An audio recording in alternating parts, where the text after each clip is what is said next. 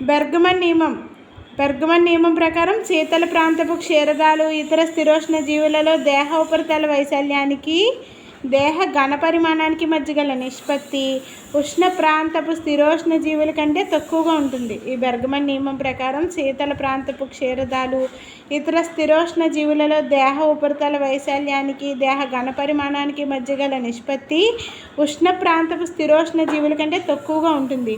తక్కువ ఉపరితల వైశాల్యం ఉష్ణాన్ని భద్రపరుస్తుంది.